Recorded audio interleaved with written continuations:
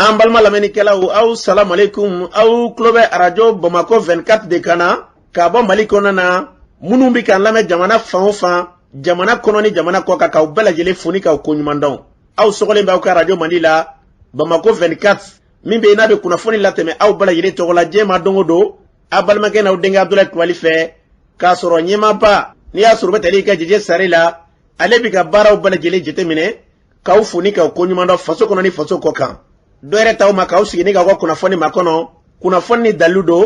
tiɲɛ ni Ala ye siran kan kunnafoni gɛrɛgɛrɛ anw sigilen filɛ kɛnɛ kan. O de kan ka bɛn bi kunnafoniw la waati ma bi ye tarata ye bi tarata bɛnnen bɛ nazarasan kalo 5nan ye mɛ kalo bi o tile 31 ka bɛn 2022 san ma farafin kalo min n'o ye seli furancɛ kalo ye an ma ladɔnya k'a fɔ bi o tile fɔlɔ ye jate la san kalo 11 na no hijira san 1443 san o duwawu de bɛ kɛ Ala k'a ɲɛ ka d'an ma bakuruba fɔla bi kunnafoniw filɛ. K'aw ladɔnya k'a fɔ sibiri tɛmɛlen na jadiwale tigilamaw y'u kunna Jɛnɛ marabolo dugu dɔ kan n'a bɛ fɔ a ma ko Jigɛnɛ o mɔnikɛlaw kan o ko kɛra cogo jumɛn kunnafoni ɲɛfɔli ko la Gawokaw fɛ yen nɔ min bɛ tali kɛ Gawo marabolo dugu dɔw bɛ yen nɔ dugutagala dɔw kɔni olu kɔni kunbɛnlen bɛ a bɛ dɔgɔkun kelen bɔ bi o ko kɛra cogo jumɛn kunnafoni ɲɛfɔli ko la an ka jamana kɔnɔna na min bɛ tali kɛ Mopti marabolo la gɛlɛya maa minnu sɔrɔ n'u sigiyɔrɔ bila ni ka na Mopti dugu kɔnɔna na olu ye wele bila jamana ɲɛmaaw ma ko kɛra cogo jumɛn kunnafoni ɲɛfɔli ko la. An ka jamana kɔri a bɔra Mali kɔnɔ ni ka taa Laginɛ port kɔnɔ na kari dongo o kɔri kunfɔlɔ kɔni donna bateau kɔnɔ na ni ka sira ta o ko kɛra cogo min na kunnafoni ɲɛfɔli ko la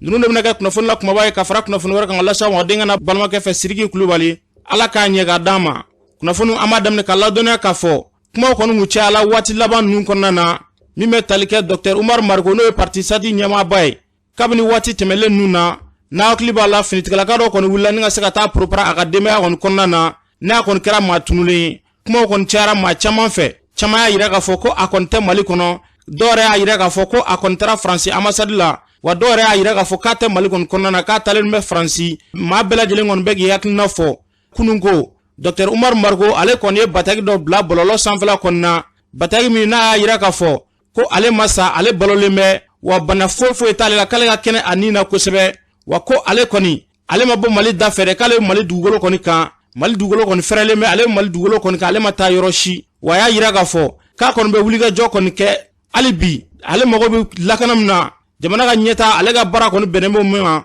k'ale kɔni bɛ wulikajɔ kɔni kɛ hali sini a ye nɔgɔ bɔ min kɔni na a y'a yira k'a fɔ k'ale kɔni bɛ Mali dugukolo kɔni kɔnɔna na yan nɔ an bɛ dugawu de kɛ yarabi fɛn bɛ daga d'an ka jamana na Ala k'an bila o sira kan n'an bɔra ye sibiri tɛmɛnen ye Jɛnɛ marabolo dugu min n'a bɛ fɔ ma ko Jigɛnɛ wulikajɔ kɔni kɛla jɛkulu maramafɛntigiw kɔni fɛ ni ka se ka kunsin olu ka mɔnikɛlaw kɔni ma a yirala ko mɔnikɛla ninnu kɔni dugu caman u bɛ fara ɲɔgɔn kan ni ka mɔni kɔni kɛ san o san o ladala mɔni min kɔni tun bɛ yen nɔ a yirala k'a fɔ ko jadiwale tigilamaw kɔni ye a kunsin maa kofɔlen ninnu ma nka sanni u ka se kɔni ma u ni donsolakaw kɔni karila ɲɔgɔn na mɔnikɛla ninnu kɔni caman y'u yɛrɛ ɲini nka o yɛrɛ ɲini kɔni senfɛ u ni donsolakaw minnu karila ɲɔgɔn na u kɔni ye wulikajɔ kɔni ta min ye mɔnikɛlaw ye olu bɛna so minnu na u kɔni ye gɛlɛya kɔni ta ka ɲɛsin o so ninnu ma a yirala k'u ye socɛ minnu kɔni dani k'u kantigɛ k'a bɛ se socɛ 90 bɔɲɔgɔnko ma yaasa ka perewatigɛ d'a ma karamɔgɔ Abdulaye Kulibali ye ɲininkali kɛ Tayiru Kanpo la an k'u lamɛn. Ne tɔgɔ ye Tayiru Kanpo ni ka bɔ Kumanga Jɛnɛ mara la. Tayiru Kanpo an ye kunnafoni sɔrɔ ko jadiwala tigilamaw k'u ye wulikajɔba kɛ ka ɲɛsin Jɛnɛ marabolo la dugu min wele ko Jigɛnɛ ko fɔ maa dɔ ni tora la ka tila ka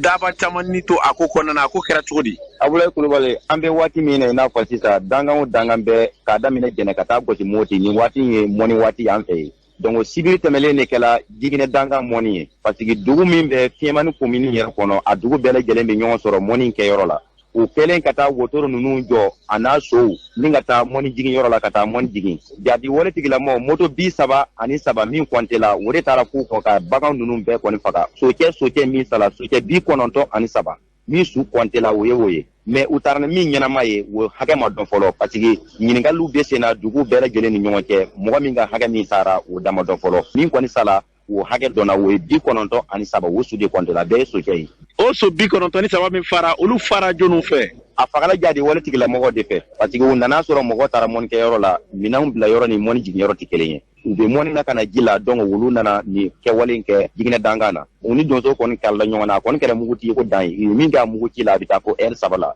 hali bi an bɛ wele da fanga tigilamɔgɔw la fɛn min don ɲɛdimi n'o kɔnɔdimi tɛ bɛɛ lajɛlen ɲɛ b'a la u bɛ baara la mais hali bi jɛnɛmara u k'u cɛsiri ka jɛnɛmara in magɛn waleya min tanen bɛ ka jɛnɛmara in sɛgɛla nin cogoya in kɔni na n'a taara ta samiya tɛ an donna samiya kɔnɔ ka ban an ka bagan bɛɛ taara bagan tɛ balo tɛ n'a fɔra an jigi ye so minnu ye o bɛɛ fagala ka ban an kɔni b'a dɔn an bɛna ko yɔrɔ min an bɛ taa an ja yɔrɔ min an kamana don an ni jɛnɛmara in kɔnɔ bi so ninnu ya an ka wayasi kɛnɛw de mɔgɔ bɛ don wotoro de kɔnɔ ni ka taga anw fɛ an b'a fɔ ko sen naani donc sen naani socɛw de b'a sama u bɛ taa suguw jɔ donc mɔniw fana na an bɛ taa ni wuluw de ye n'a fɔra yɔrɔ min dangan mɔni bɛ yen socɛw de bɛ siri wotoro la ni ka taa wo dangan na bɛɛ b'i ka so foni ni k'a siri ka dumuni d'a ma a bɛ taa mɔni na ni aw yɛlɛnna a bɛ don wotoro kelen de kɔnɔ ni ka segin bɛɛ b'i taa yɔrɔ sɛgɛrɛ o kɔnɔna na jadi waletigilamaw nana nin kɛwale in kɛ tan sibiri don jiginɛ dangan na a kɔni kɛra waleya min cɛ juguya la kosɛbɛ u ye so ninnu sɔrɔ ka so ninnu fa ni marifa de ye walima u ni donsow ka kɛ ɲɔgɔnna senfɛ balipɛridiw de ye so ninnu fa k'a dabɔ a kama yɛrɛ k'u bɛɛ jɔlen tiire donsow ye magɛnni de kɛ parce que u ye minnu ɲɛnama minɛ ka taa donsow y'u magɛn o la de donso ninnu bɛ mɔnikɛlaw kɔ ka na a yɔrɔ ni minɛnw bɛ bila yɔrɔ min a bɛ taa fo kilomɛtiri 5 la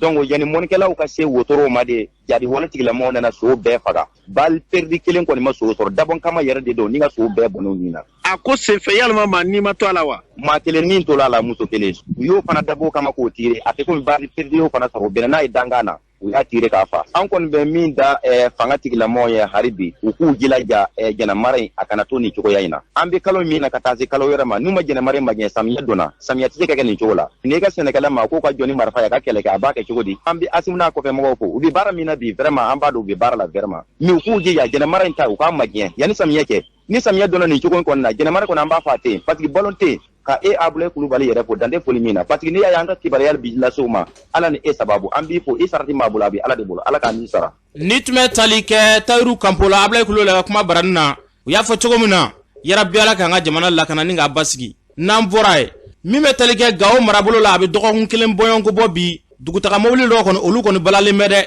u bɛ bɔ Gawo ni k'u kunda Bamakɔ kan sira kɔni damɛ ninnu ɲɛ Umori u kɔni balalen bɛ yen nɔ u tɛ ka se ka na Bamakɔ fiyewu u y'a yira ko jadi waletigilamaw kɔni bɛ ka sira dɔw ɲɛ k'u kɔni tɛ tɛmɛ a kɔni kɛra gɛlɛyaba ye a yirala k'a fɔ ko minnu fana bɔ Bamakɔ ni ka taa Gawo k'olu fana balalen bɛ Douentza nin ko kɔni u jɔrɔlen bɛ u ye wele kɔni bila jamana ɲɛmaaw ma u ka fɛɛrɛ kɔni kɛ ni dugutaga mobili ninnu u bɛ se ka sira sɔrɔ cogo min na ka se ka taa u taa yɔrɔw la Sonefu baarakɛla dɔ n'o bɛ tali kɛ Abulaye Tarawele la ale bɛ Gawo an k'ale lamɛn. An ka mɔgɔ y'a wele ko mɔgɔ ninnu k'u tɛ tɛmɛ banbanci walew k'u tɛ tɛmɛ donc mobile mun bɔra Bamako ka na u nana fo à peu près 15 km ou 20 km de Douentza même u y'u lasigi k'u ka segin ka taa Douentza. Actuellement tous les bus Sonef et les autres compagnies avaient bloqué l'Embia avec les camions, tous les agents qui quittent vers Bamako avaient bloqué l'Embia Douentza. Gawo on a fait une journée ou 2 journées de départ du jour au lendemain à Kobenova à Mateka Noir. Donc en fin de compte an yɛrɛ y'an ka mobile de fɔlɔ mɔgɔ mun ye biye ta u kan ka kɛ to an yɛrɛ seko tɛ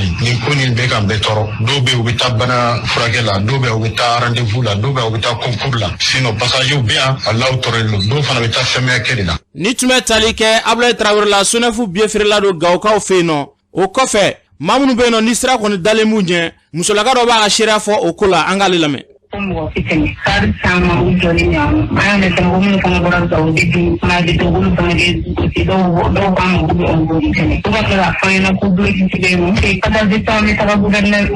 la u bɛ taa kuma kuma u bɛ segin mun na mun ɲɛ ko mun kɛra ne yɛrɛ kɔni tɛ filɛ mali ma fɛn nɔfɛ mais mun nana fana ko ko gouverneur ko ma k'u se ka f'u ɲɛna k'u ka taga se ka f'u ɲɛna fana k'u ka segin komi ko faamaw taara sira nɛgɛ k'u bɔ mɔgɔ tɛ yen komi mɔgɔw tɛ k'u bɛ se ka fɛn kan ka tɛmɛ c'est-à-dire sannen don mɔgɔw sigilen ɲɔgɔn an yɛrɛ ka ca denbatigiw b'an na denmisɛnnin jeunes yɛrɛ b'an na yan nɔ mun ka jɔn kelen t'u bolo ka taa tuguni wari t'u bolo bilen mun na u sɛgɛnnen don dɛbɛ bɛ feere sira dawolo la bi na mɔgɔw b'o de ta o ye sisi yɛlɛ depuis samedi jan tɛmɛnen ko courant tɛ don an ba donc mɔgɔw bɛ téléphone charger papier min o fana wari bɛ sara a la weekend wari bɛ sara a la dumuni bɛ cogo min na bɛɛ b'i débrouiller yɛrɛ sogotigiw bɛ sira la dumuni feerelaw bɛ yen nɔ nka a ko ma nɔgɔn dɔw yɛrɛ de wari bɛ t'u bolo bilen ne yɛrɛ sibarikɛ nin ma sɔgɔmada in na n'an tɛ segin Bamakɔ fo parce que mɔgɔw sɛgɛnnen a ko ma k'olu tɛ se ka segin ko fo aw dun ka bɔ Bamakɔ de. ni tun bɛ tali kɛ maa dɔ ka seereya la minnu balalen bɛ sira la an bɛ dugawu de kɛ yarabi ala k'u bɛɛ lajɛlen ɲuman se u ka denbaya la n'an bɔra ye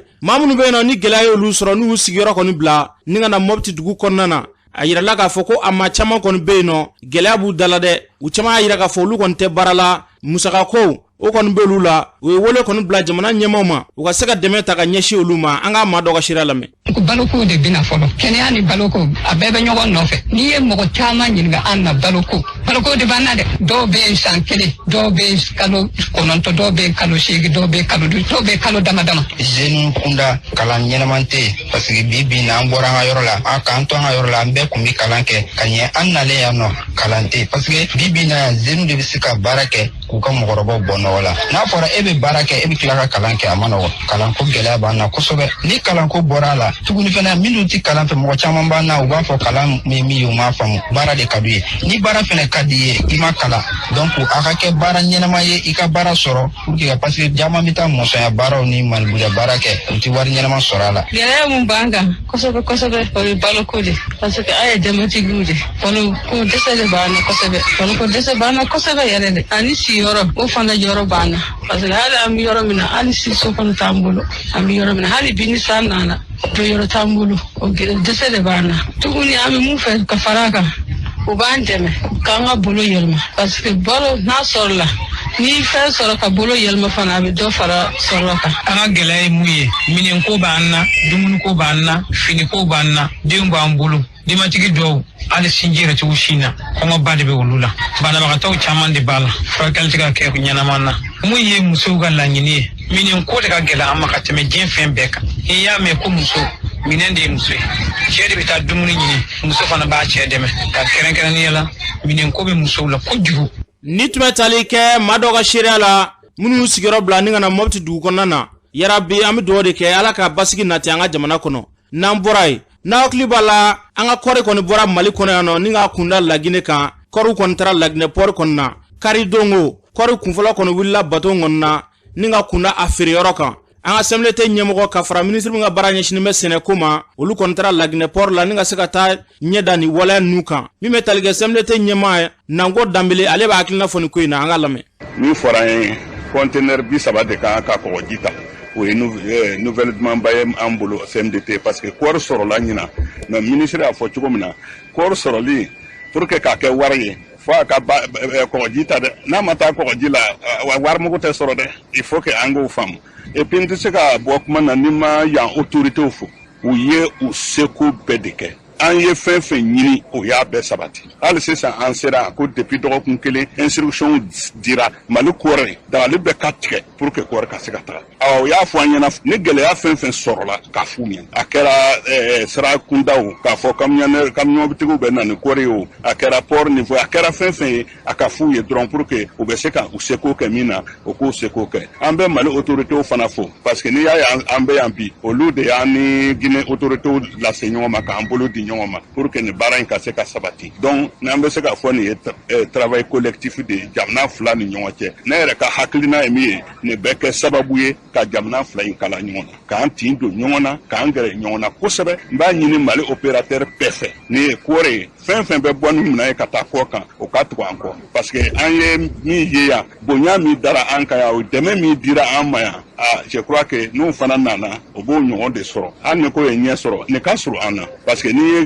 Conakry port lajɛ k'a comparer distance comparer port tɔw la nin tɛ ka surun an na a ka surun kɔɔri bɛ sɛnɛ yɔrɔ minnu na a ka surun yen fana na. Ni tun bɛ tali kɛ CMDT ɲɛmaaba la Nango Dambele kɛnɛ kan yen nɔ ministre min ɲɛsinnen bɛ sɛnɛ ni marabolo yiriwa ma Modibo Keyita ale fana ye kuma min fɔ yen nɔ o filɛ. Mali bɛ sanction kɔnɔ CEDEAO mɔgɔw ko an tɛ jago kɛ an ka minɛnw tɛ bɔ port tɔw fɛ Laginɛ président ale ko k'ale tɛ se ka port datugu Mali ɲɛ o de hukumu kɔnɔ CMDT ka kɔɔri komi ɲina CMDT ye baara min kɛ bɛɛ b'a dɔn olu de kɛra farafinna u ye bɛɛ dan kɔɔriko la donc kɔɔri caman de b'u bolo kɔɔri ninnu pour que u ka se k'a feere fo kɔɔriw ka don bateau kɔnɔ pour que bord de livraison ka d'u ma conteneur fɔlɔ minnu bɛ na ta an nan'o de la donc vraiment o ye ko ba de ye parce que a b'an permet an ka coton min b'an bolo ka se k'a feere ka se ka wari sɔrɔ ka an ka musakaw. Ni tun bɛ tali kɛ Modibo Keyita la a y'a fɔ cogo min na an ka kɔɔri min talen filɛ nin ye a bɛ taa feere ka kɛ an ka musaka ye yarabi ala k'o koɲɛw sabati n'an bɔra yen Forum de Bamako ale kɛnɛ kun sigilen bɛ an fɛ Bamakɔ kɔnɔna na yan nɔ ɲinɛta kɔni o y'a yira k'a fɔ ko ɲinɛta kɔni sigilen bɛ ka ɲɛsin musow ka gɛlɛya ma gɛlɛya min b'an ka musolakaw kɔni sɔrɔ wele kɔni bilala musolaka caman ma jamana in fan caman fɛ ka na Bamakɔ kɔni kɔnɔna na ka na ni forum in kɛnɛ kan a kɛnɛ kan an ka marabolo caman maaw kun be yen nɔ min bɛ tali kɛ n'a maga sa ka fara furamu yɛrɛ ɲɛma Abdala Kulubali an k'olu lamɛn. An ka kɔnfɛ muso minnu bɛ yan n'olu bɛ Menaka minnu bɛ Tesalit olu bɛɛ lajɛlen kun bɛ kɛnɛ kan o bɛɛ lajɛlen degun minnu b'u kan u y'a fɔ bari ko n'i y'a mɛn i bɛ kuma ko ka kɛlɛ ban f'i k'i ka degun fɔ n'i y'i ka degun fɔ dɔ in ka degun fɔ aw b'a dɔn degun ye fɛn mun ye donc aw bɛ fɛɛrɛ ɲini o degun na olu y'o fɔ ɲɔnɔkaw yɛrɛ kun bɛ yan Farabugukaw kumana a ye Jabalikaw kumakan mɛn a ye ɲɔnɔkaw kumakan mɛn a ye Menakakaw kumakan mɛn a ye Kidalikaw kumakan mɛn ninnu bɛɛ nana bɛɛ hakilinata fɔ mais u bɛɛ ka hakilina ye mun ye olu ko Mali tɛ fila ye Mali ye kelen de ye ko Kidali ye Mali ye Gawo ye Mali ye Kayi ye Mali ye Menaka ye Mali ye donc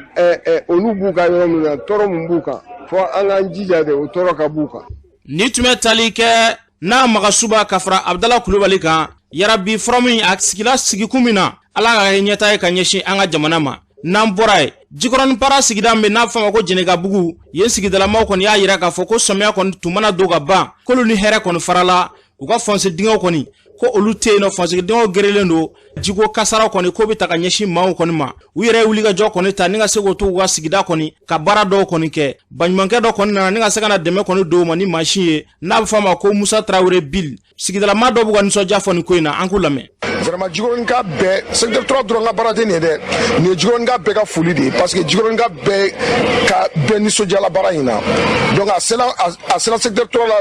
cogoya min na bi sini ma sinikɛnɛ ma a bɛ se ka don secteur tɔw kɔnɔ ten parce que Musa an b'a dɔn denmisɛnnin min don baarakɛla don a n'a hakili bɛ ɲɔgɔn fɛ vraiment an kɔni bɛ dugawu kɛ Musa ɲɛ vraiment a bɛ laɲini min ɲinina diɲɛ kɔnɔ ni jamana ka hɛrɛ de b'a la Ala ka a nɔgɔya. Anw bɛ Jikɔrɔni Para Jɛnɛkabugu la bi yan y'anw ka sigida ye an nisɔndiyalen don bi ka s'a dan na ka d'a kan anw ka sigida la bɛɛ b'a dɔn samiya don samiya tɛ o anw tɔɔrɔlen don ji de fɛ jinɔgɔ kɛlen k'an tɔɔrɔ mais bibi in na an yɛrɛ wulila ka cɛsiri kɛ ka caniveau sen mɔgɔ sɔrɔla ka na an dɛmɛ o baara la pour que ji bɛ se ka walankata cogo min ka taa caniveau kɔnɔ ka tila ka siraw lafɛrɛ ka bɔ kɔti la ka kɛ plan ye vraiment an y'o de bonya sɔrɔ bi ka bɔ an balimakɛ n'an jɛɲɔgɔnkɛ Musa Tarawele Bill o fan fɛ machine filɛ ka baara kɛ Gradeur depuis sɔgɔma 6 heures a bɛ baara la anw ta tɛ foyi ye nisɔndiya kɔ bi nin bɛna degun min bɔ anw kan bi Ala kelen de b'a dɔn anw y'an kan ka baara kan mais nin hami de tun b'anw na an t'a dɔn an bɛ nin lasɔrɔ cogo min ka kɛ ni Ala y'o latigɛ anw ye vraiment an bɛ Musa fo président Musa Bill an b'a fo k'a waleɲuman dɔn Ala ka sijan ni kɛnɛya d'a ma Ala k'a bolo mɛn a ka baara la nisɔndiya dan kɔni y'anw ta ye bi vraiment n'an ko an bɛ bi ti kuma dɔ ye quoi an ka baara kɛ dɔrɔn vraiment an ɲɛ b'o dɔrɔn de la. A kɔni diyara an ye fiyewu an tɛ se k'o fɔ ka s'a dan na n'i taara i t'a lɔ k'i Jɛnɛkabugu ɲɛlen n'i sera dugu kɔnɔ k'i bɛ na Jɛnɛkabugu i ka dumuni sɔrɔ taxitigi si tɛ sɔn i b'a fɔ an da ɲɛsin kare de i b'a tɔ tɔgɔma de k'an tɛ Jɛnɛkabugu la Ala ka i sara. Bi an bɛ commune 4 kɔnɔna la Jikɔrɔni Para u ka yɔrɔ min bɛ wele ko Jɛnɛkabugu a zone 3 an bɛ yen bi laɲini min y'an se yan o y'an balimaw ye minnu wulila k'u jɔ u ka sigida ye k'a dɔn k'a fɔ degun m'u da la o degun tɛ dɔwɛrɛ ye san o san ni samiya sera ji de bɛ tiɲɛni kɛ u ka yɔrɔ la jiboli sira tɛ yen donc u y'a fɔ ɲɔgɔn ye a mɛnna finalement u nan'u décider ka collectif de chef de famille sigi donc ka ɲɛmɔgɔ k'a la ka u ka bureau sigi k'u denw nabɔ donc u ka foncier sen i b'a fɔ foncier yɛrɛ minnu filɛ nin ye yan nɔ ni ɲɛ b'a la k'o sen a ka ca 900 mètres ye donc minnu n'u ka denmisɛnninw na n'olu ye maçon ye olu bɛ baara in kɛ u tɛ wari minɛ ni u bɛ baara la ni tuyau fana cira plombier fana bɛ olu b'a kɛ u tɛ wari minɛ jeunes fana bɔra ka manœuvre kɛ u b'a kɛ sufɛ u b'a kɛ tile fɛ nin y'a kalo 3 ye o kɔnɔna la u n'an ye ɲɔgɔn sɔrɔ parce que an fana ka laɲini ye nin de ye donc n'o ye développement local ye mɔgɔw yɛrɛ ka wuli k'u jɔ u ka sigidaw baara la o kɔnɔna la u sera association ma ka tɛmɛ ni OPC ka sira ye ka tɛmɛ ni Alpha ka sira ye o n'a ɲɔgɔnna caman donc an sera yan an nana ye baara min kɛra baara in an tɛ se ka to kɔ a la c'est énorme. Ni tun bɛ tali kɛ Jikɔrɔni Para sigidalama dɔw ka seereya la o y'a fɔ cogo min na waritigiw kunda Ala ka hakilinaw caya an ka jamana kɔnɔna na an ka waritigi caman kɔni bɛ yen nɔ u ka sigida la sigida kɔni tiɲɛlen bɛ a se b'a caman fana ka se k'a kɛ nka u t'a kɛ dɛ sɔmiya mana don f'a dɔw kɔni bɛ sira fara ka to ka taa munumunu fan ni fan yarabi Ala ka hakilinaw sabati an ka jamana kɔnɔ n'an bɔra ye Kɔlɔnjɛba n'ale filɛ nin ye Buguni marabolo kɔni na Kɔlɔnjɛba ye dugu dɔ de dugu min ni dugu belebeleba don a yirala ka ko dugu kɔrɔba fana don Kɔlɔnjɛba yɛrɛ tɔgɔ dala kɔlɔn dɔ de la tɔgɔ in sɔrɔla cogo jumɛn na Kɔlɔnjɛba maakɔrɔba dɔw b'a ɲɛfɔ an ye an k'u lamɛn. N'i y'a mɛn Kɔlɔnjɛba o sɔrɔ Kɔlɔn an ka ɲɛmɔgɔ nalen n'a ka n'o kɛ an sera senɲanci fɛ o ko n ka dunun kɛ est-ce que numu aw e bolo wa ko ko numu ne bolo dɛ a kɛ ala kama a kɛ tile 2 nin kɛ yan a k'i ka sɛnɛkɛ sɔliw kala don ani dentu an sɔnna fasɔrɔ ma jeli senɲanci ya kabi na o cɛ ka sɔlikalaw ɲini o nana se kɔlɔn ma fɛn dɔ de kumana sanfɛ ko numukɛ taa fɔ i yɛrɛ jatigikɛ ye o k'a kɛna yan kɛ dugu ye ko diɲɛ bɛɛ bɛ yan sigɛrɛ kuma dɔ an fana na yan sigi kɔlɔn kɔrɔ o y'a sɔrɔ a waati a ji tun bɛ fan bɛɛ ji jɛni tun bɛ bɔ kɔlɔn kɔnɔ ka wuli ka don fara kɔnɔ e m'a mɛn ko kɔlɔnjɛ wa a ji tun jɛra komi nɔnɔ an ka jinɛ bɛɛ tun bɛ sɔrɔ o yɔrɔ in na hali ni kɛlɛ tun kɛra k'a bɛna tun kɔlɔnba kan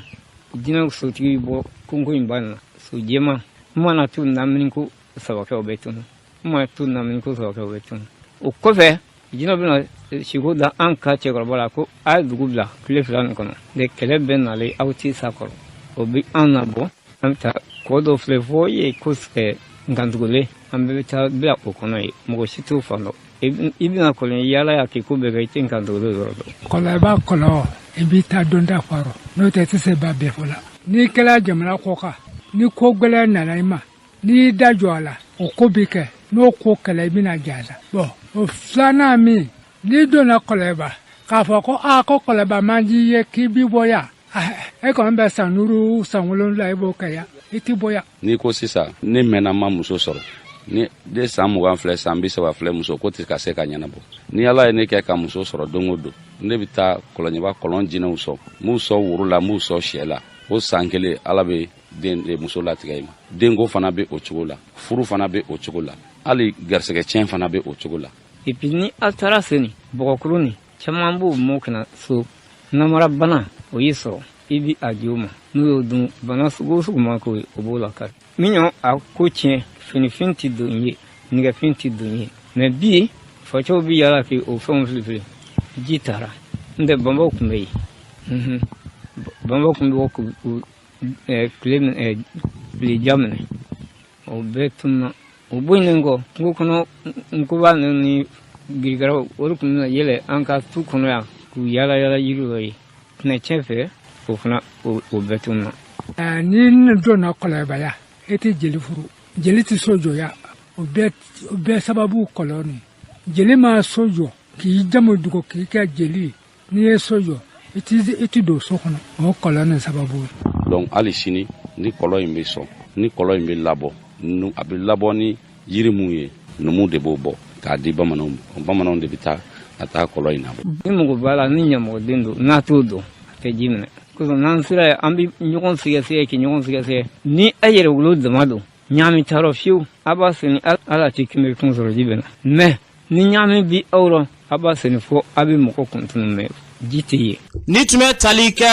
kɔlɔnjɛba maakɔrɔba dɔw la o y'a fɔ cogo min na nin hakilina in ala kana maaw ɲinɛ u ka dugu sigicogo kɔ ala kana si ɲinɛ dugu yɛrɛ a laadaw a bɛ cogo di bɛɛ lajɛlen ka se k'i taw ɲini k'a ɲɛdɔn yarabi ala k'o hakilinaw sabati an ka jamana kɔnɔ n'an bɔra ye an ka jamana kɔnɔna na kulu min bɛ yen nɔ n'olu ka baara kɔni ɲɛsin bɛ si kolokolo ko ma n'o bɛ tali kɛ sumasiw olu kɔni ye fara ɲɔgɔnba kɔni kɛ ni k'a kɛ lajɛrɛba ye kitakaw fɛ yen nɔ a baara in a kuncɛliw baaraw kɔni kɛra min bɛ tali kɛ asema ɲɛmaaba Amara Jakite ale b'a ɲɛfɔ an ka lamɛn. n'i y'a mɛn si kolokololen sɛnɛkɛla ka nafa b'o de la bayɛlɛma si an bɛ si kolokolo ka bɛn ni waati yɛlɛma donc n'i ka kogo sɛnɛkɛla bɛ nafa sɔrɔ a la a bɛ nafa belebele de sɔrɔ a la parce que o b'an bɔ salon nasini ni an mɔkɛ n'a musow ka si ko la si kɔrɔlen minɛli ka na sɛnɛ a b'an mabɔ la dɔɔni kosɛbɛ yɛrɛ parce que munna sɛnɛ pour a dabɔra i ka fɛn de sɔrɔ ka dumuni kɛ ka tila ka dɔ feere fɛnɛ an bɛ fɛ ka sɛnɛ bɔ dabanikurunin na pour que k'a kɛ sɛnɛ yɛrɛ foro yɛrɛ i ka sɛnɛ kɛ sɛnɛkɛla ka balo a yɛrɛ ka halala la quoi si kolokololen in dabɔlen b'o de kama kita burusi in na an y'a ye Laginɛ fan fɛ bolo minnu bɛ ka na kita fan fɛ o de la an bɛ fɛ k'a ɲini fana an ka ɲɛmɔgɔw fɛ ani kita autorité mɔgɔw fɛ k'an dɛmɛ hali bi n'a sɔrɔ n'an bɛ se ka burusi in n'an bɛ se ka institutionnaliser kita yan j'espère que directeur kɔni ye min yira an na ani gouverneur o kan ka an nimisi wasa. ni tun bɛ tali kɛ Amara Jakite la a y'a fɔ cogo min na nɔngɔnkolo gɛlɛya bɛ bɔ kɔnɔgolo de la ni sɛnɛ kɔni bilala ɲɛ an ka jamana siga shita la a bɛ bila ɲɛ yarabi ala k'an ka jamana bila ɲɛ n'an bɔra ye sɛgɛsɛgɛliw kɔni y'a yira k'a fɔ an ka cakɛdaw kɔnɔna maa dɔw bɛ yen nɔ u bɛ baara colo dɔw yɛrɛ bɛ yen olu tɛna baara la waatiw la dɛ kɛnyɛrɛye baarakɛlaw yɔrɔw b'o la fo ka taa se jamana yɛrɛ baarakɛ yɔrɔw ma a yira ko maliden caman kɔni bɛ yen nɔ olu ka baara ye nin waleya in ye dɛ an ye munumunu salo kɛ cakɛda dɔw la an ka maa dɔw ka sira lamɛn ne taara retard la mɔgɔ minnu bɛ kunna ye olu b'u ka ci de bila ka taa i kunna ye e bɛ dɔɔnin kɛ dɔrɔn pap ko n bɛ bɔ i bɛ taa ka minnu sigilen to yen i ka wari tɛ se k'i nafa i bɛ wari min sɔrɔ i b'a fiɲɛ de c'est du vol parce que munna parce que i sarala min kama n'i t'o baara yɛrɛ kɛ nin kɛ k'a fɔ k'i bɛ wari fu minɛ u fiɲɛni don dɛ. baarakɛla colila ka bɔ a ka yɔrɔ la n'o y'a sɔrɔ a mana baarakɛyɔrɔ la patɔrɔn m'a yamaruya wa a mana ni kun jɔnjɔn ye k'a yira k'a fɔ ko min y'a bali ka na baarakɛyɔrɔ la kɛnɛya bɛ bana bɛ i bɛ se ka i da su in na mɛ i wulitɔ i ni bana dɔ bɛ wuli min b'i bali ka na ou bien ba min bɛ se ka k'i fɛ yen nɔ kungo dɔ bɛ se ka na min b'i bali ka na mɛ sariya ko an fɛ yen nɔ ko n'o o ko bɛ kɛ ou bien n'i y'a dɔn ko sudalen b'i bolo min b'i bali ka na baarakɛyɔrɔ la i ka yamaruya ɲini i ka patron fɛ fɔlɔ. ne ka INPC la caman de bi to baara la ka taa u kunfɛ nin b'a fɔ ten u bɛ sin ka yɔrɔ bila ten maa t'u ta fan dɔn t'u sara maa na faso yɛrɛ ka ni jate la dɔw mana 3 jours kɛ u bɛ commencer ka communiquer bila aw fɛ i n'a fɔ karisa an y'i wele i ka kɛ tan i ka kɛ tan n'i ma na bon i bɛ jate ko n'a fɔ i ye baara bila i yɛrɛ ye o cas minnu bɛ k'an fɛ yan an fana bɛ communiquer kɛ n'a mɔgɔw ma ye dɔrɔn an bɛ commencer ka jate dɔw ta a mɔgɔw kama. mɔgɔ ni i bɛ sara fɛn min kama surtout baara ka baara yɛrɛ i bɛna baarakɛyɔrɔ la i bɛ sara kama i b'o wari ta i t'o baara kɛ bon jurumu yɛrɛ b'o la. lakɔlɔsili kɔnɔna na ani ɲɔgɔn jateminɛ kɔnɔna na an sera ka fu siri a caman dan na an ye an baarakɛɲɔgɔnw ɲini ka kuma u fɛ k'a dɔn fɔlɔ mun de b'u la mun bɛ na ni u yeli sumayali ye. baara cogo kɔni a kɔlɔlɔ tɛ se ka fɔ ka ban a bɛ jouer d'abord baarakɛyɔrɔ yɛrɛ ka sɔrɔ kan ani baarakɛyɔrɔ ka yiriwa kan donc maintenant n'o kɔni fila ye ɲɔgɔn sɔrɔ baarakɛyɔrɔ la i kɔni kan k'a dɔn k'a fɔ kana ko yiriwa t'o baarakɛyɔrɔ la. INPC ka baara ɲɛsinnen bɛ wari ko de ma an bɛ taa wari ɲini ka na kɛ ka mɔgɔ dɔ dilan ka na kɛ ka mɔgɔw ka siniɲɛsigi dilan an bɛ taa wari min nɔfɛ an bɛ taa nɔfɛ mɔgɔw de bolo donc o ni état tɛ se ka bɛn bon parce que a rendez-vous ka ca rendez-vous kɔnɔna na fo i ka t'i labɛn de i ka kɛ rendez-vous kɛyɔrɔ la. gɛlɛya minnu bɛ se ka bɔ baarakɛla basigibaliya la baara kɔnɔna na i b'a sɔrɔ client tɛ nisɔndiya ni client ma nisɔndiya o bɛ na ni dɔbɔli ye an ka sɔrɔ la minnu bɛ anw ni baarakɛlaw ni ɲɔgɔn cɛ baarakɛlaw kun o kuma bɛ fɔ yɔrɔ min na anw fana kun o kuma bɛ fɔ yɔrɔ min na n'o ye inspection du travail ye n'a sera hakɛ dɔw ma an bɛ gɛrɛ olu la. ni i y'a dɔn i tɛ se ka na baarakɛyɔrɔ la i ka patron informer n'i y'a dɔn ko kungo b'i bolo nin don masina i tɛ se ka na i ka autorisation ɲini i ka yamaruya ɲini donc ni maa min de m'o o kɛ sa hali n'o y'a sɔrɔ tiɲɛ don k'i banana mais e ma patron informer i mana ni docteur ka sɛbɛn ye min b'a yira k'a fɔ i kun ma ŋɛnɛ patron yamaruyalen don k'a fɔ o wagati la k'a fɔ k'i ye baara colo donc ni i ni ɲangini min ka kan a bɛ se k'o b'i kan o ɲangini bɛ se ka taa ka au moins kiiri b'i la dalafɔli la a bɛ se ka kɛ ni i ka kɛwale don a bɛ se don dɔ ma a bɛ se ka demande d'explication di i ma ni patron ye lettre ci ka na anw ma i b'a sɔrɔ patron fana ale ye issue dɔ wele n'u nana constat kɛ ou bien a ye lettre min ci baarakɛla ma k'a ɲininka kun min y'a to i ma na anw bɛ se ka jaabi sɔrɔ o kɔnɔ donc a b'o fara a ka lettre kan k'o ci anw ma n'o cira anw ma sariya ko tile 15 kɔnɔ anw wajibiyalen don ka baarakɛla ani patron k'u wele ka sɛgɛsɛgɛli kɛ a ko la. ni tun bɛ tali kɛ cakɛda maa dɔw ka seerew la u y'a fɔ cogo min na bɛɛ lajɛlen kɔni ka ɲɛsin ka baara ma n'i y'a mɛn jamana bɛ yiriwa jamanadenw de bɛ baara fɛ yarabi ala ka baara don an kelen-kelenna bɛɛ lajɛlen dusukun na n'an bɔra ye kiliniki Zara n'ale filɛ nin ye Mamari Bugu la olu kɔni ye hakili jagabɔ kɛ ni ka se ka wele kɔni bila jamanadenw ma ni ka se ka taa bana sɛgɛsɛgɛw kɔni kɛ fu a sɛgɛsɛgɛli senfɛ maa caman kɔni bɔra ni ka se ka taa sɛgɛsɛgɛliw kɔni na dɔw y'a yira k'a fɔ ko farigan dɔw yɛrɛ kun b'olu la olu yɛrɛ kun t'o kalama nka sɛgɛsɛgɛli senfɛ olu y'o ɲɛdɔn an ka sɛgɛsɛgɛlikɛla dɔw fo ka taa se a dɔgɔtɔrɔ dɔ ma an k'olu lamɛn. dɔgɔtɔrɔ y'a lajɛ u b'u ka baara dɔn ne bɛ fɔ seni de nka ne nana ka na si wɛnsɛn a surɔ nin ko in de kama ala y'a kɛ an nana n solila ka na don yan n yɛrɛ tun tɛ yɔrɔ dɔn n ye yɔrɔ ɲini fo ka taa ye ala y'a kɛ an nana dɔgɔtɔrɔ u y'an lajɛ ni bonya ni karama ye ni nisɔndiya ye u ye ordonnance sɛbɛn ka d'an ma dɔrɔmɛ kelen a ma ɲin'an fɛ an ma dɔrɔmɛ sara. bana mun n'an tun bɛ k'a lajɛ jabɛti b'o la tension b'o la ani furudimintɔw olu fana b'o la. a daminɛ sisan a ye mɔgɔ mun lajɛ a bɛ taa mɔgɔ 200 ni kɔ la. faba de bɛ nin na parce que i b'a jate minɛ mɔgɔ dɔw bɛ yen i b'a sɔrɔ se t'u ye bana b'u la mais se t'u ye ka taa dɔgɔtɔrɔso la ka t'u yɛrɛ lajɛ mais nin ye occasion de quoi nin ye occasion de olu bolo donc fana ka se ka na dɔgɔtɔrɔso la ka n'u yɛrɛ lajɛ. Ni tun bɛ tali kɛ maa dɔw ka seereya la u y'a fɔ cogo min na ala ka hakilinaw cɛ an ka jamana kɔnɔna na. Kiliniki Zara yɛrɛ a tigi n'o bɛ tali kɛ Suala Baya Hayidara la ale yɛrɛ tun bɛ kɛnɛ kan a ye kuma min fɔ yen nɔ o filɛ. Donc an y'a jateminɛ kɛnɛya de ye fɛn belebeleba ye parce que i y'a mɛn i bɛ fɛn o fɛn kɛ diɲɛ kɔnɔ i ka kɛnɛ de donc an y'a ɲini bi ka se ka kɛnɛya lajɛ mɔgɔw lajɛ n'u ka kɛnɛ n'u man kɛnɛ parce que seli tɛ se ka kɛ n'a tɛ ala yɛrɛ tɛ bato n'a tɛ sun tɛ ka ye n'a tɛ foyi ɲuman tɛ se ka kɛ ni kɛnɛya tɛ bon an ko denmisɛnnin cɛkɔrɔba bɛɛ man kɛnɛ i sen kan mɔgɔw bɛ bana kuma dɔ la i b'a sɔrɔ jabɛti b'u la u t'a kalama tension bɛ kɛ dɔw la u t'a kalama dɔw yɛrɛ bɛ dusukundimi b'u la u t'a kalama bon en général anw fɛ yan farafinna bana bɛ mɔgɔ so sɔgɔ u bɛ sɔrɔ ka wuli k'a furakɛ donc ni mɔgɔ nana ni o bana dɔ yer'i la o tuma na a bɛ f'i ye ni bana in b'i la donc i yɛrɛ kan ka disposition min ta i b'o dɔn i kan ka furakɛli minnu kɛ i b'o dɔn n'an se ye min ye k'i furakɛ fana an b'o kɛ. Ni tun bɛ tali kɛ Kiliniki Zara tigi la Suala Baya Hayidara a y'a fɔ cogo min na ni hakilina min n'a talen filɛ nin y'a fɛ ala ka nin caya an ka jamana kɔnɔ n'an bɔra yen école Mamadu Konate olu kɔni ye kɛnɛyaso kura dɔ sɔrɔ u ka kalanyɔrɔ kɔnɔna kɛnɛyaso in a sɔrɔla maa minnu fɛ ONG Agir olu kɔni ka baara tɛ dɔwɛrɛ ka wulikajɔ kɔni ta ka se ka kɛnɛyaso kɔni di kalanyɔrɔw la kalandenw olu bɛ se ka tɔbɔtɔ cogoya mun na kalanyɔrɔw la ONG yɛrɛ ɲɛmaa dɔ ye Bakari Jara ye an k'ale lamɛn. An ka ONG n'o ye ONG Agir ye an bɛ baara kɛ kɛnɛya ta fanfɛ kɛrɛnkɛrɛnnenya ekɔliso kɛnɛya bɛ se ka sabati cogo min ekɔliso kɔnɔna la dɔgɔtɔrɔso in partenaire saba de bɛ intervenir a la partenaire fɔlɔ min y'a jɔ o ye ambassade de Chine min ye minɛn k'a kɔnɔ o ye FINAP ye n'an b'a fɔ o ma ko le Fonds des Nations Unies pour la Population min fana bɛ mɔgɔ minnu b'a kɔnɔ ka baara kɛ minnu bɛ an dɛmɛ olu kɛ prise en charge la n'o ye ka kalo musakaw ye o fana ye Fonds des Nations Unies pour la Population n'an b'a fɔ o ma ko FINAP État fana y'an dɛmɛ kosɛbɛ donc personnel minnu bɛ yen an kɛ recrutement direct tɛ État de y'a bila an ka disposition na donc an bɛ wari de ɲini kɛ dɔ d'u ma à la fin du mois Pro Konate ale ta jɔ cogo ye infirmerie de a jɔra k'a kɛ comme infirmerie de mais infirmerie bɛ baara min kɛ a b'o kɛ en plus de ça fɛn wɛrɛ bɛ kɛ min tɛ infirmerie dɔrɔn ye mɔgɔ kan k'u comporter cogo min na jamana kɔnɔna la ka kuma bɛn kan par exemple o tɛ infirmier kɛ baara ye denmisɛnninw ka kuma o n'a ɲɔgɔnna caman an b'o bɛɛ kɛ an ka nin infirmerie la donc o de kosɔn an b'a fɔ centre de vie. Ni tun bɛ tali kɛ ONG Agir ɲɛmaa la Bakari Jara a y'a fɔ cogo min na ala ka nin hakilinaw ɲɔgɔnna caya an ka jamana kɔrɔ k'an ka jamana basigi ni k'a kolo suma kɛnɛyaso in yɛrɛ a dayɛlɛla ka di maa minnu ma olu ka ɲɛmaa ye Fatumata Jakite an k'ale lamɛn. N'u nana ni min ko k'a kɔnɔ b'a dimi an bɛ kɔnɔdimi fura d'u ma ni min ko k'a kunkolo b'a dimi an bɛ kunkolodimi fura di ni min ko b'a renseignement fana na o bɛ na an bɛ renseignement d'u ma an bɛ badoniw k'u fɛ donc n'u nana tugu u bɛ ɲɔgɔn jogi kuru kɔnɔ yan nɔ u bɛ kɛlɛw kɛ ni min jogi na o bɛ na an b'o furakɛ ni min kan ka kalan an b'o kalan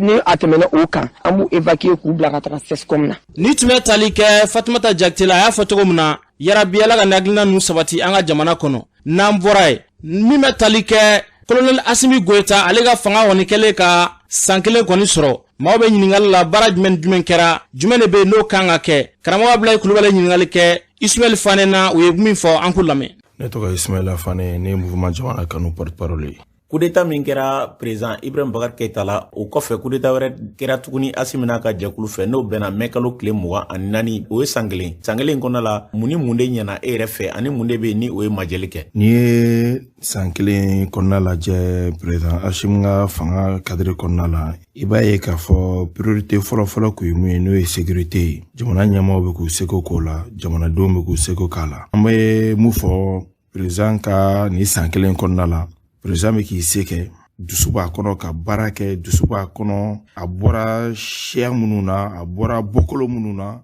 ka essayer don dɔ hali n'ale tɛ yen au moins a tɔgɔ ka se ka da tariku la a n'a jɛɲɔgɔnw bɛɛ lajɛlen parce que i mana ka discours fɛn fɛn lajɛ i b'a ye k'a fɔ a hakili bɛ a la k'a dɔn k'a fɔ ale bɔra bɔkolo minnu na ale bɔra siya minnu na o dusu b'a kɔnɔ ka se ka jamana labaara o kadiri kɔnɔ a ma kulonkɛ lakana na parce que an bɛ don min na ko bi Mali mɔgɔ bɛ lakana na ni maliyɛn bɛɛ b'o dɔn an bɛ se k'a fɔ lakana yɔrɔ la a bɛ ka dɔ kɛ an bɛ se ka an hakili sigi ni o yɔrɔ ye mais fɛn min ye a politique ma yɔrɔ ye parce que militaire mana fanga ta togo togo ini politicien dɔw be jɛ ka baara kɛ ɲɔgɔn fɛ ni o ye a ka premier ministre a be baara mu kɔnɔ gouvernement na i b'a ye k'a fɔ initiative dɔw b'a la mun fɛnɛ be se ka jamana in tɔ la avancer mais o n'a ta o ta i b'a ye k'a fɔ baara dɔ tara k'o dama k'o ɲɛsin ma halisa jamanadenw ka se ka o hɛrɛ sɔrɔ o dɔw bɛ ka kɛlɛ ko a bolo Hashim ka ni san kelen kɔnɔna la an bɛ se k'a fɔ administration kɔnɔna la baara tɛ ka kɛ administration kɔnɔna la ne t'o bɛɛ turu ta k'o da président n'a ka premier ministre kun bɛ jamanadenw yɛrɛ fɛnɛ interpeller